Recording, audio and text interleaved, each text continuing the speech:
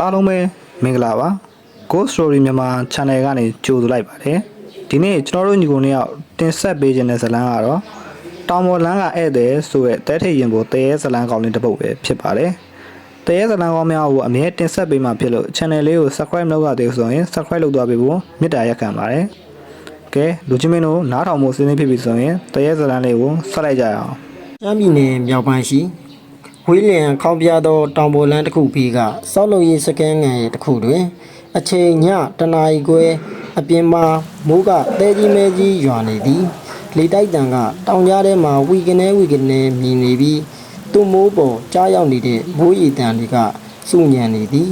စကန်ငယ်လေးထဲမှာတော့ဖျောင်းနိုင်ပြီးမိန်လေးတစ်ခုသာရှိပြီးကိုတက်နိုင်တဲ့ဥပထုံတို့နှစ်ယောက်လက်ဖက်ရည်ကျန်းဝိုင်းဖွဲ့ထိုင်နေတော့ဒီဥပထုံဒီညမိုးကတော်တော်ကျန်းလာပဲနော်မိကလည်းပြက်နေတော့ပဝင်းကျင်တစ်ခုလုံးအမောင်တိကျနေတာပဲကျွန်တော်ဒီ site ကိုရောက်တာတပတ်ပဲရှိသေးပေမဲ့ဒီလောက်ခြောက်ချားဖို့ကောင်းတာမကြုံဘူးသေးဘူးဗျထိုအချိန်မှာဥပထုံကဆေးလိတ်ကိုဖွာလာရင်တစ်ချက်ညှိလိုက်သည်သူ့မျက်နှာပေါ်ကအရေးအကြောင်းတွေကဖျောင်းတိုင်းမီးရောင်အောက်မှာပို့ပြီးနှဆိုင်စွာပေါ်လွင်နေတော့ဒီအေးမောင်သက်နိုင်မင်းဒီလမ်းအကြောင်းဘာကြားဖို့လဲဒီလမ်းအနှိမ့်ခင်းပတ်တာတာရတာကွာညဘက်ဆိုရင်တော့အတော်သတိထားရတဲ့နေရာပဲကွာတတ်နိုင်ရဘာဖြစ်လို့လဲဦးရဲ့လမ်းကွေးတွေကကျန်းလို့လာရင်အေးလမ်းကျန်းတာပြဿနာမဟုတ်ဘူးလမ်းမှာရှိနေတဲ့အရာတွေကမှတကယ်ပြဿနာကွာလွန်ခဲ့တဲ့3နှစ်လောက်ကဖြစ်ခဲ့တဲ့ကိစ္စတကူငါပြောပြမယ်မင်းကြောက်တက်လာတော့မသိဘူးတတ်နိုင်ကိုတက်နိုင်ကအလွန်စိတ်ဝင်စားသွားပြီးခုံကိုဥပထုံနာတို့တိုးကပ်လိုက်သည်ပြောပြပါဦးဦးကျွန်တော်ကတရေတွေဘာတွေတိတ်မယုံပေမဲ့နားထောင်ရတာတော့ကြိုက်တယ်ဗျအေးအဲ့ဒီတော့ကငါတပည့်ကားဆရာတယောက်ရှိတယ်နာမည်ကကျော်စွာတဲ့သူကတဲတက်တီကောင်းတဲ့ကောင်ကွာဖះတရားလည်းရမ်းလို့တယ်တညတော့သူကကုန်းကားမောင်းပြီးတောင်ပေါ်လမ်းတိုင်းတက်လာတာပေါ့အဲ့ချိန်ကအခုလိုပဲညတကောင်ကျော်လောက်ပေါ့မိုးကလည်းရွာနေတယ်ထိုအချိန်ဥပထုံကဒီတစ်ချက်မော့ထုတ်လိုက်ပြီးဆက်ပြောသည်အေးအဲ့ဒီညကကျော်စွာကားကမိုင်းတိုင်း45ရောက်မှာရုတ်တရက်စိတ်ထုတ်ရက်သွားတယ်သူလည်းဆင်းကြည့်တာပေါ့အင်ဂျင်ကဘာမှမဖြစ်ဘူးဒါပေမဲ့ကားကစတန်လို့မရဘူးသူလည်းစိတ်ပြက်လက်ပြက်နဲ့ကားကောင်းကန်းနဲ့ပြန်ဝင်ပြီးထိုင်လိုက်တယ်အဲ့ဒီအချိန်မှာကားရှိမှန်ပြတင်းပေါက်ကနေအပြင်ကိုလှမ်းမြင်လိုက်ရတယ်ဘာမြင်ရတာလဲဦး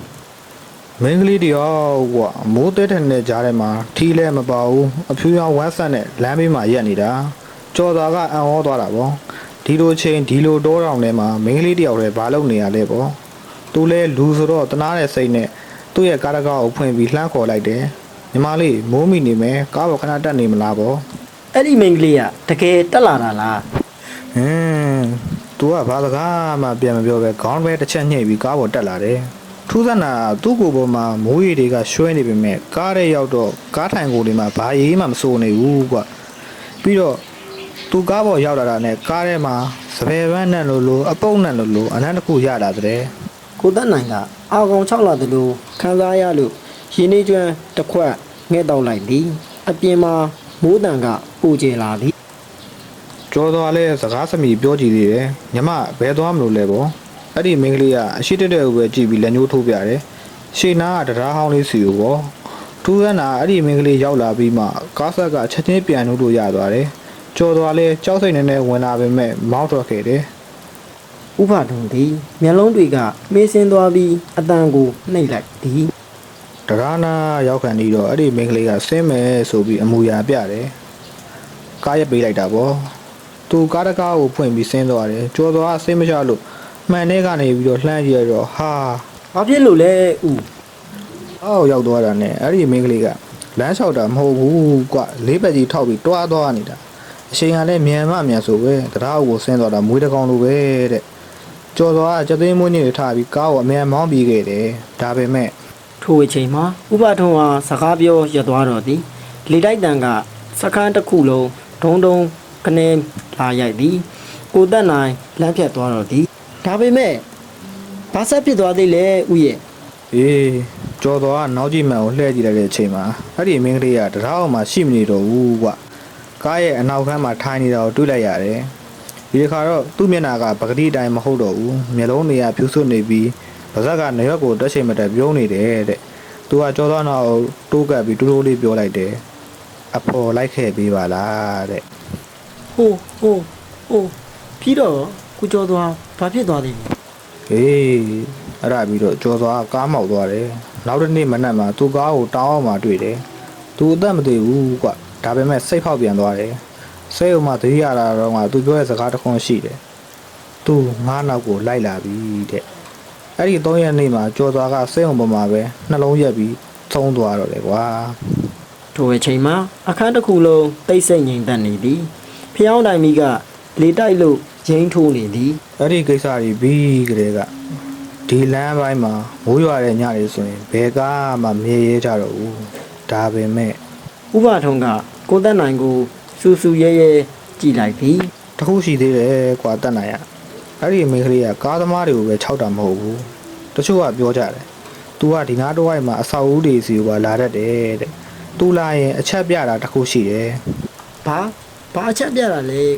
။ဘာအချက်ပြတာလဲဆိုတော့တကားခောက်တန်လေ။3ချက်တီလာခောက်တတ်တယ်။ပြီးရင်စပယ်ပန်းနဲ့လို့ရလာတတ်တယ်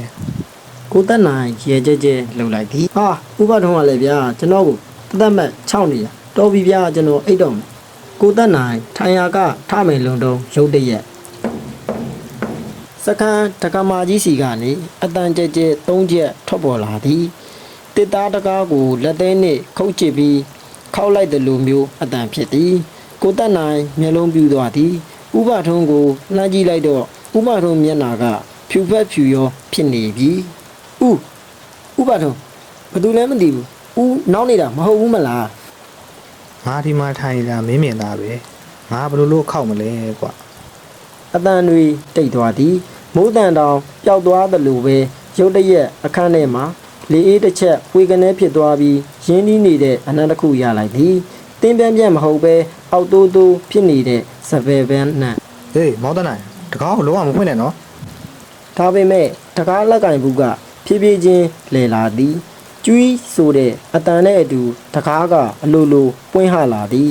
အပြင်မှာဘယ်သူမှမရှိဘူးအမောင်ထုနဲ့မိုးရီတွေပဲရှိတယ်ဒါပေမဲ့ကျမ်းပြင်ပေါ်မှာတော့မိုးရီဆိုနေတဲ့ခြေရာတွေကတကာဝါကနေသူတို့ထိုင်နေတဲ့စပွဲစီကိုဥတီပြီးတလန်းချင်းပေါ်လာနေတယ်လူငယ်မြင်ရပဲခြေရာတွေပဲပေါ်နေတယ်ဘုံ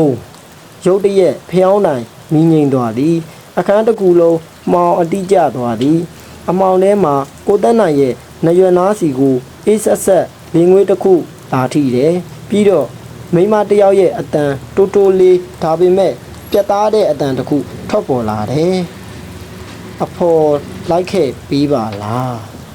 ။ပိတ်သက်များခင်ဗျာ။ကျွန်တော်တို့တင်ဆက်ပေးခဲ့တဲ့တောင်မော်လန်းကဧည့်သည်ဆိုတဲ့တရေစတန်လေးကတော့ဒီမှာတင်မဲ့ပြီးဆုံးသွားပါပြီခင်ဗျာ။နောက်နေ့များမှာလည်းတဲတဲ့ရင်ပိုတရေစတန်ကောင်းများကိုအမြဲတင်ဆက်ပေးမှာဖြစ်လို့ channel လေးကို subscribe လုပ်ထားပြီးစောင့်မျှော်နားဆင်ပေးဖို့မေတ္တာရက်ခံအပ်ပါတယ်ခင်ဗျာ။နားတော်တာဆင်ပေးခဲ့တဲ့ပရိသတ်တယောက်ချင်းစီတိုင်းကိုအထူးပင်ကျေးဇူးတင်ရှိပါတယ်ခင်ဗျာ။